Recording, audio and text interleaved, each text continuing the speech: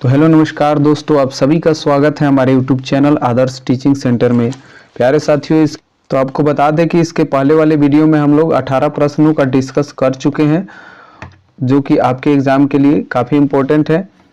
और फिर से इस वीडियो में हम लोग 19 नंबर प्रश्न से चर्चा करेंगे, तो पूरा वीडियो आप लोग ज़रूर देखिएगा। इसमें लगभग 200 प्लस प्रश्नों का ये सीरीज चल रहा है हिंदी का।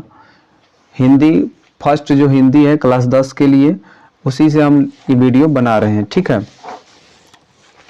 तो ऑब्जेक्टिव जैसे कि आप सभी को पता है कि 100 में 50 अंकों का ऑब्जेक्टिव होगा, जो आपके लिए एक मार्क्स लाने का एक बहुत बड़ा जरिया है।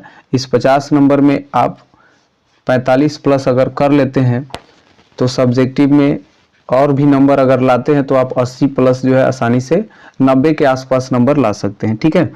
तो चलिए, चैनल पे अगर आप नए होंगे तो सब्सक्राइब कर लीजिएगा, बेल आइकन प्रेस करके नोटिफिकेशन ऑन कर लीजिएगा ताकि सभी वीडियो का नोटिफिकेशन आपको मिलता रहे। फेसबुक पर अगर देख रहे होंगे तो फॉलो कर लीजिएगा, वीडियो को लाइक करना मत भूलिएगा। आइए प्रश्न नंबर 19 से हम इसमें शुरू करेंगे। जैसे कि यहाँ पे प्रश्न दिया है 19 नंबर, रही रास किसकी रचना है? गुरु गोविंद सिंह, गुरु नानक, नानक या घनानंद। तो 4 ऑप्शन आपको दिए रहेंगे, सही आंसर आपको भी करना है। चलिए, तो 19 का बी आंसर होगा गुरु नानक। 20वां नंबर प्रश्न पूछा है कि लक्ष्मी के बड़े पुत्र का क्या नाम था? अच्युत, गुणनिधि, लक्ष्मण, शंकर। क्या नाम था? तो लक्ष्मी के बड़े पुत्र का नाम क्या था? तो अच्युत नाम था, ठीक है। क्या नाम था? अच्युत नाम था। 21 नंबर प्रश्न में कि एक वृक्ष की हत्या में कवि शहर को किससे बचाने की बात करता है? लुटेरों से, देश के दुश्मनों से, नादिरों से, या इनमें से कोई नहीं। तो सी ऑप्शन सही होगा, नादिरों से सही आंसर हो जाएगा, ठीक है। चलिए 22 नंबर प्रश्न देखिए। 22 नंबर प्रश्न जो पूछा जा रहा है, आपके हिस्ट्री से भी यह संबंध रखने वाला प्रश्न है। देखिए प्रश्न में क्या है, गांधी जी का दक्षिण अफ्रीका प्रवास कब से कब तक था? पहला ऑप्शन है 1893 से 1914 ईस्वी तक, 1892 ईस्वी से 1913 ईस्वी तक, 1894 से 1914 तक, 1893 से 1913 तक। तो सबसे पहले आपको बता दे कि गांधी जी वापस भारत जो है 1915 में आए थे, ठीक है। अर्थात 1914 तक जो है वहां रहे थे, ठीक है। तो 1914 जिसमें है वही सही होने का चांस है, बाकी डी और बी ऑप्शन गलत है। ए और सी में आपको चुनना है, ठीक है। तो 1893 से वे रहे थे और 1914 तक रहे हैं, ठीक है। तो 22 का सही आंसर क्या हो जाएगा? ए ऑप्शन बिल्कुल सही हो जाएगा, सी भी गलत है। चलिए 23 नंबर कह रहा है, जब पंडित बिरजू महाराज को संगीत नाटक अकादमी अवार्ड मिला तब उनकी उम्र क्या थी? हाल ही में उनकी मृत्यु हो गई है, आपको बता दें। 27 वर्ष, 26 वर्ष, 25 वर्ष या 24 वर्ष। तो 27 वर्ष के थे तब उनको जो है एक अकादमी अवार्ड मिला था। चलिए 24 नंबर प्रश्न देखिए। 24 नंबर प्रश्न है कि कवि ने माली मालिन की संज्ञा जो है किसे दिया है? या माली मालिन किसे कहा है? शंकर पार्वती, गणेश लक्ष्मी, कृष्ण राधा या राम सीता। तो सीधी सी बात है, कृष्ण और राधा को जो है कवि ने माली और मालिन की संज्ञा दी है। 25 नंबर प्रश्न है कि मंगू के अलावा उसकी माँ की कितनी संतानें थी? तो मंगू के अलावा 3 संतानें और थे, कुल मिला के 4 सही हो जाएगा, 25 का सी आंसर होगा। 26 नंबर प्रश्न है कि अज्ञे का जन्म कब हुआ? 1910 ईस्वी, 1911, 1912, 1913। तो 26 का राइट आंसर क्या हो जाएगा? 1911 ईस्वी में अज्ञे का जन्म हुआ था। आइए अगले प्रश्न पे आते हैं। 27 नंबर प्रश्न देखिए। 27 नंबर प्रश्न देखेंगे, दिनकर की किस कृति के लिए ज्ञानपीठ पुरस्कार दिया गया था? रश्मि रथमी के लिए, संस्कृति के 4 अध्याय, उर्वशी के लिए या रेणुका के लिए। तो 27 का सही आंसर क्या होगा? तो उर्वशी के लिए दिनकर जी को ज्ञानपीठ पुरस्कार दिया गया था। 28 नंबर प्रश्न है कि नौबत खाने में इबादत साहित्य की कौन सी विद्या है? निबंध है, कहानी है, व्यक्ति चित्र या साक्षात्कार है। देखिए नौबत खाने में इबादत किसके बारे में कहानी है? तो उस्ताद बिस्मिल्लाह खां के बारे में यह कहानी है। मतलब एक व्यक्ति का जो है चरित्र व्यक्ति चित्र कह सकते हैं, एक व्यक्ति के बारे में अगर पर्सनल दिया हुआ है तो वह व्यक्ति चित्र कहलाता है। 28 का सी आंसर हो जाएगा। चलिए अगले प्रश्न पे बढ़ते हैं।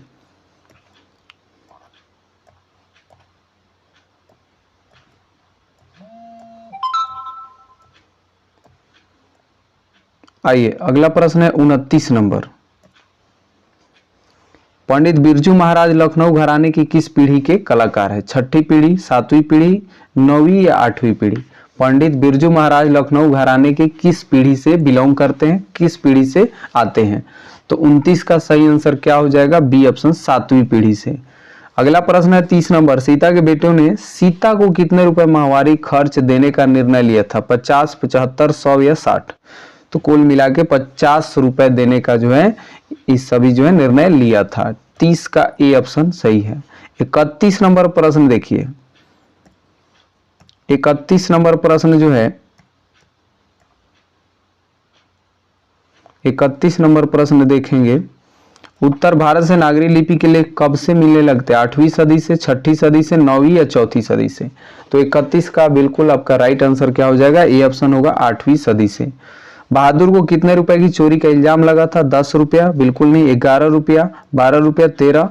11 रुपये चोरी का इल्जाम लगा था बहादुर के ऊपर। बी ऑप्शन बिल्कुल सही होगा। चलिए अगला प्रश्न क्या है? भारत माता कविता में भारत का यहाँ पे भारत होगा, भारत का कैसा चित्र प्रस्तुत किया गया है? आदर्श, काल्पनिक, यथातथ, इनमें से कोई नहीं? क्या ऑप्शन इसका सही होगा? तो यथातथ, यानी 33 का सी आपका बिल्कुल सही होगा। 34 नंबर प्रश्न है। जातीय अस्मिता की दृष्टि से इतिहास का प्रवाह कैसा है? विच्छिन्न, अविच्छिन्न या दोनों या इनमें से कोई नहीं? तो 34 का आपका बता दें कि 34 नंबर का सही आंसर जो हो जाएगा वह क्या होगा? सी ऑप्शन बिल्कुल सही होगा। विच्छिन्न और अविच्छिन्न दोनों होगा। आइए अगले प्रश्न पे बढ़ते हैं। 35 नंबर प्रश्न देखेंगे।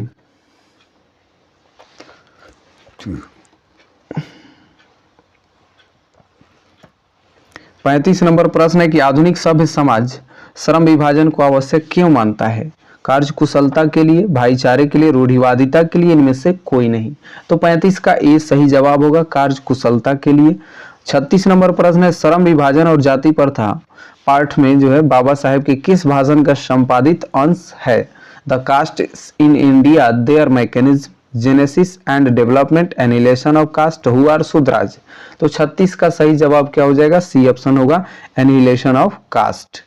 ठीक है, इंपॉर्टेंट रहेगा आपके एग्जाम के लिए। चलिए 37 नंबर प्रश्न देखिए।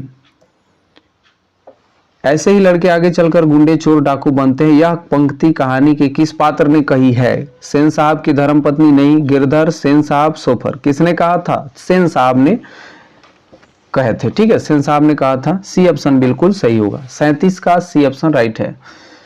38 नंबर। किसके अध्ययन क्षेत्र में भारत के कारण नवजीवन का संचार हो चुका है? विधि शास्त्र, नीति कथा, भाषा विज्ञान, दैवत विज्ञान? तो 38 का सही जवाब बी ऑप्शन, नीति कथा के अनुसार। ठीक है, नीति कथा के अध्ययन क्षेत्र में भारत के कारण नवजीवन का संचार हो चुका है। बी ऑप्शन बिल्कुल सही है। अगला प्रश्न पूछा जा रहा है कि सहजात वृत्तियां किसे कहते हैं? सहजात वृत्तियां क्या है या किसे कहते हैं? अस्त्रों के संचयन को, अनजान स्मृतियों को, स्व के बंधन को, उपयुक्त सभी? तो 39 का बिल्कुल सही जवाब क्या होगा? अनजान स्मृतियों को सहजात वृत्तियां कहते हैं। 40 नंबर प्रश्न है। नागरी लिपि के आरंभिक लेख हमें कहां से मिलते हैं? पूर्वी भारत, पश्चिमी भारत, दक्षिणी भारत या उत्तरी भारत? तो 40 का सही जवाब क्या हो जाएगा? 40 का सही जवाब रहेगा सी ऑप्शन, दक्षिणी भारत से नागरी लिपि के आरंभिक लेख मिलते हैं। ठीक है, अगला प्रश्न कह रहा है कि बेतमा दान पत्र किस समय का है? 1020 ईस्वी, 1021 ईस्वी, 1022 ईस्वी, 1023 ईस्वी? इसका सही जवाब क्या होगा? 41 का एक होगा, 1020 ईस्वी के समय का है बेतमा दान पत्र। ठीक है, आइए अगले प्रश्न पे बढ़ते हैं। चलिए 42 नंबर प्रश्न कह रहा है कि बहादुर लेखक के घर से अचानक क्यों चला गया? कारण क्या दिया गया है? दूसरी नौकरी मिल जाने के कारण? बिल्कुल नहीं। आइए अगला कारण जानते हैं। इसका ऑप्शन 42 का बी ऑप्शन क्या कहता है, फिर सी और डी भी देख लिया जाएगा। चलिए अगला प्रश्न में, ऑप्शन में क्या कह रहा है कि माँ की याद के आने के कारण, बिल्कुल नहीं। स्वयं के प्रति लेखक तथा उसके घर वालों के व्यवहार में परिवर्तन के कारण, उपयुक्त सभी। सी ऑप्शन इसका सही है, क्योंकि बहादुर के प्रति लेखक का व्यवहार अच्छा थोड़ा रहता है, फिर भी पूरा ठीक नहीं रहता है, और उसके बाकी घर वाले जो थे उनका व्यवहार बहादुर के प्रति ठीक नहीं था, इसीलिए बहादुर घर छोड़ के भाग जाता है। सी ऑप्शन सही है। साहित्य की परंपरा का पूर्ण ज्ञान किस व्यवस्था में संभव है? 43 का सामंतवादी व्यवस्था, पूंजीवादी, समाजवादी, उपयुक्त सभी। 43 का सही जवाब जो हो जाएगा सी ऑप्शन सही है, समाजवादी व्यवस्था में साहित्य की परंपरा का पूर्ण ज्ञान हो सकता है। आइए अगला प्रश्न पे चलते हैं। पंडित बिरजू महाराज का जन्म कब हुआ? पंडित बिरजू महाराज का जन्म कब हुआ? 4 फरवरी 1938, 4 फरवरी 1937, 4 फरवरी 1936 या 4 फरवरी 1935। तो 44 का सही जवाब ये होगा, 4 फरवरी 1938 को पंडित बिरजू महाराज का जन्म हुआ था। 45 नंबर प्रश्न है, ला मादामोजेल द आबिनो किसकी कृति है? लियोनार्डो दा विंची, पिकासो की, रविंद्रनाथ टैगोर या विंसेंट वैन गो, किसकी रचना है? तो 45 का सही जवाब बी होगा, पिकासो की यह रचना है। आबिनो जो है पिकासो की रचना है। अगले प्रश्न पे आइए, 46 नंबर प्रश्न देखेंगे। ला शतरूज का धार्मिक उपयोग कब से कब तक होता रहा? 11वीं सदी से फ्रेंच क्रांति तक, 12वीं सदी से फ्रेंच क्रांति, 13वीं सदी से फ्रेंच क्रांति या 14वीं सदी से फ्रेंच क्रांति तक। तो 46 का सही जवाब क्या होगा? 46 का डी ऑप्शन बिल्कुल सही है, 14वीं सदी से फ्रेंच क्रांति तक। आइए 47 नंबर प्रश्न देखिए क्या कह रखा है क्वेश्चन में। मछली कहानी में किस वर्ग का चित्रण किया गया है? मछली कहानी जो दिया हुआ है इसमें किस वर्ग के लोगों का चित्रण किया गया है? तो उच्च वर्गीय परिवार बिल्कुल नहीं, निम्न वर्गीय, निम्न मध्य वर्गीय या मध्य वर्गीय परिवार। तो 47 का सही जवाब सी होगा, निम्न मध्य वर्गीय परिवार की यह कहानी है। 48 नंबर प्रश्न है, बिस्मिल्लाह खां के साथ किस मुस्लिम पर्व का नाम जुड़ा है? ईद, बकरीद, शबे बारात या मुहर्रम। तो 48 का बिल्कुल सही जवाब हो जाएगा, मुहर्रम सही रहेगा, डी ऑप्शन सही है। 49 नंबर प्रश्न में देखते हैं। 49 नंबर प्रश्न देखिए क्या कहा गया है, यह महात्मा गांधी से जुड़ा हुआ प्रश्न है। महात्मा गांधी के अनुसार उदार होगा यहाँ पे, और बढ़िया शिक्षा क्या है? आध्यात्मिक शिक्षा, यांत्रिक शिक्षा, अहिंसक प्रतिरोध या साक्षरता। तो 49 का सही जवाब सी होगा, अहिंसक प्रतिरोध जो है शिक्षा महात्मा गांधी के अनुसार बढ़िया शिक्षा है। 50 नंबर है कि वाणी कब 20 के समान हो जाती है? राम नाम के बिना, तीर्थ यात्रा के बिना, ज्ञान के बिना। तो 50 का जवाब आपका ए ऑप्शन बिल्कुल सही है, राम नाम के बिना जो है वाणी 20 के समान हो जाता है। तो इस प्रकार इस वीडियो में हम लोगों ने 19 नंबर से 50 नंबर तक प्रश्न को किया, और आई होप कि आप सभी को अच्छा लगा होगा और आपके एग्जाम के लिए यह एक बूस्टअप का कार्य करेगा, आपके तैयारी में और जो है यह 4 चांद लगा देगा अगर आप जो है इस वीडियो को पूरा देखेंगे। ठीक है, तो चलिए आज के लिए इस वीडियो में इतना ही। वीडियो को लाइक करना मत भूलिएगा, चैनल पे सब्सक्राइब कर लीजिएगा, और फेसबुक पे देख रहे होंगे तो फॉलो जरूर करिएगा। बाकी अगर आपको नोट्स चाहिए तो आप हमें व्हाट्सएप पे मैसेज कर सकते हैं। जय हिंद, मिलते हैं अगली वीडियो।